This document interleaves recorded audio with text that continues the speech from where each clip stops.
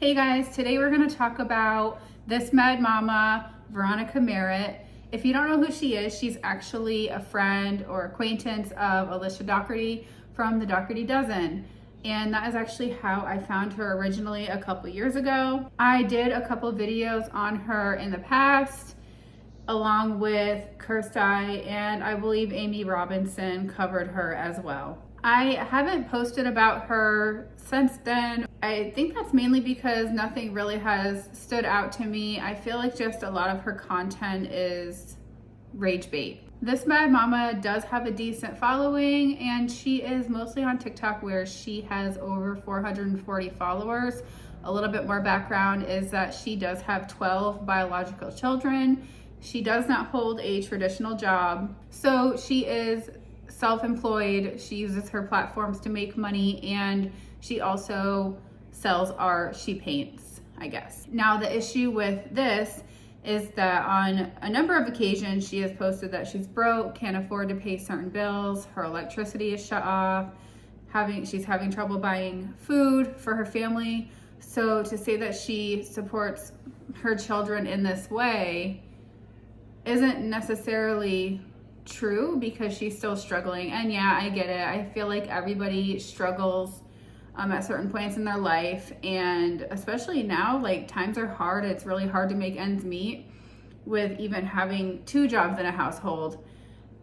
But to have 12 children to provide for and just rely on social media, even though you're not consistent, doesn't really make much sense. Scrolling through her TikTok, you will quickly be sucked into a deep, dark rabbit hole. There is a lot.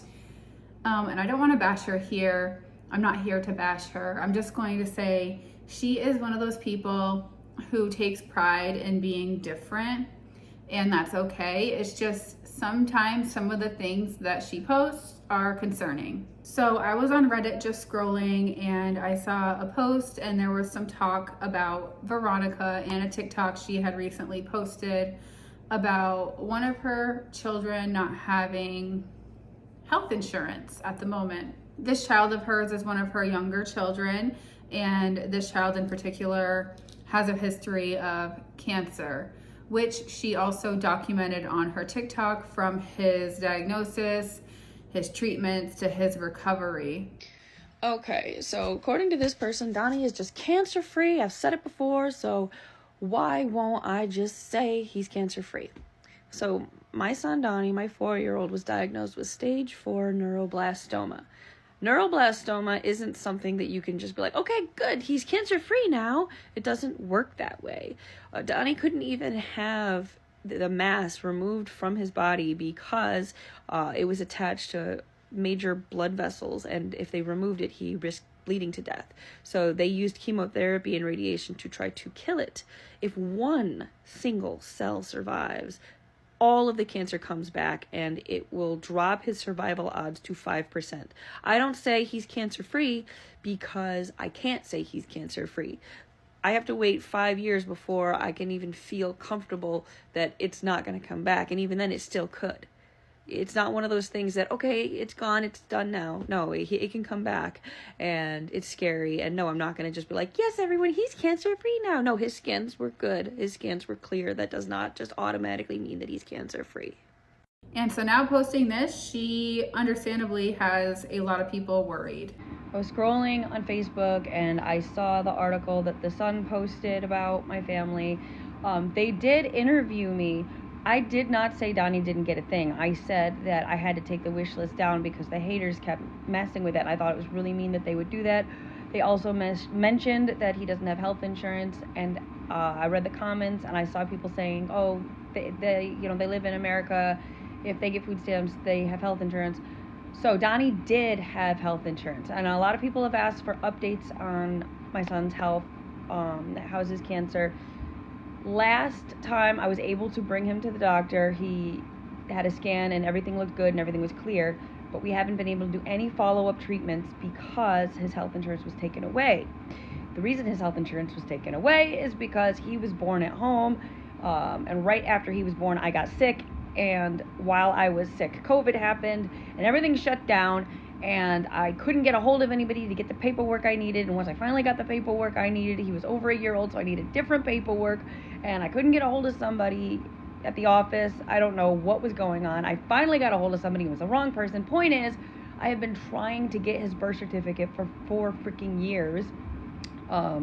But without his birth certificate, I can't get his social security card. And without his social security card, they will no longer allow him to have health insurance. So that's why I haven't been talking about my son's health.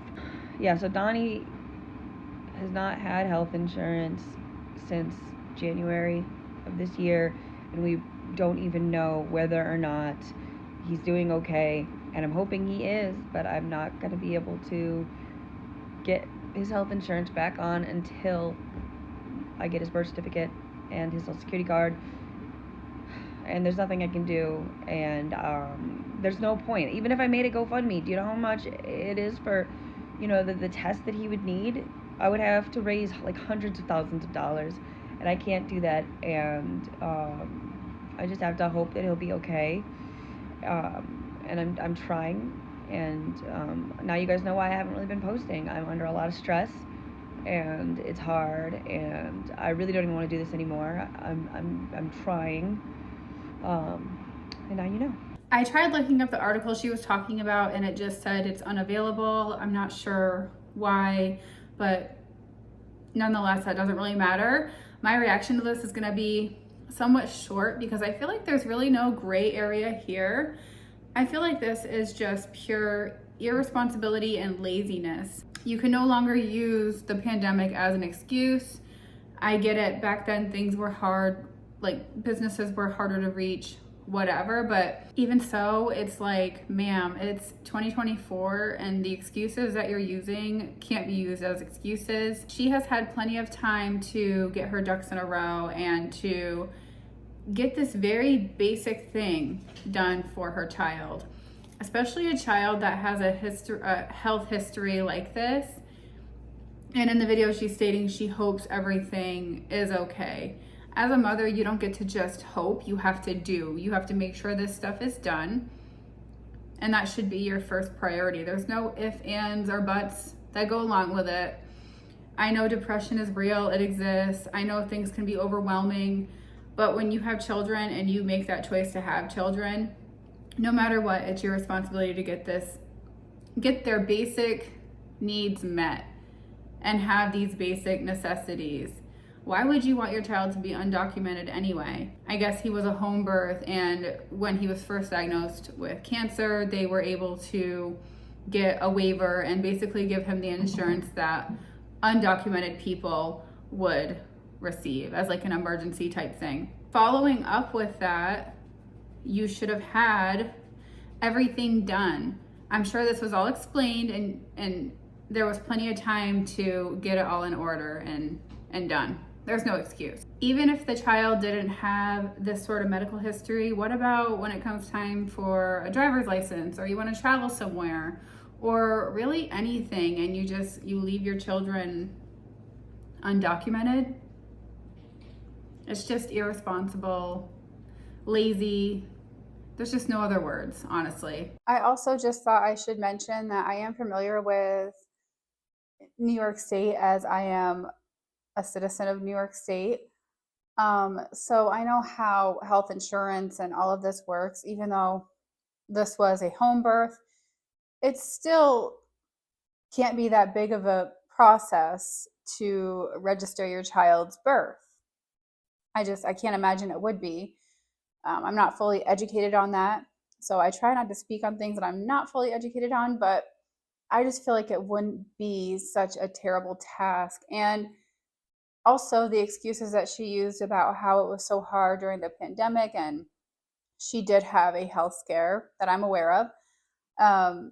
But she was also posting videos like this in 2021. I got 1, 2, 3, 4, 5, 6, 7, 8 M's in my bank account. Yeah, in my bank account. Yeah. So not only was she making content on her social media platform, she was also receiving, I remember she also posted a video about her SNAP benefits, which is food stamps, how she had like thousands of dollars.